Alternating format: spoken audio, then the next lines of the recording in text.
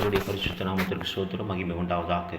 சரிங்க, இன்றைக்கி நம்ம வசனத்தை தியானம் எடுத்துக்கொள்ளலாங்க. சரி, அதற்கு முன்னாடி நிறைய பேர் உங்களை சொல்லியிருப்பாங்க, நீ இன்னும் தேவனை நம்பிக்கொண்டு இருக்கிறியா, ஏசப்பாவை நம்புறியா, நீ இன்னும் ஏசப்பாவை நம்பின்னு இருக்கிறியா, அவர் தான் உனக்கு எதுவுமே செய்யலை, அப்போ ஏன் ஏசப்பாவை நம்புகிற அப்படின்னு உங்களை அப்படியே சொல்லி கேவலப்படுத்துகிறாங்களா? பயப்படாதீங்க. பாருங்கள், அதற்காக தான் ஒரு வசனத்தை ஆண்டவர் நமக்காக இன்றைக்கு கொடுக்கப்படுகிறது. யோபு 2வது அதிகாரம் 9வது வசனம் இப்படியே சொல்லப்படுகிறது. அப்பொழுது அவன் மனைவி அவனை பார்த்து, நீர் இன்னும் உம்முடைய உத்தமத்தில் உறுதியாய் நிற்கிறீரோ, தேவனை தூஷித்து ஜீவனை விடும் என்றால்.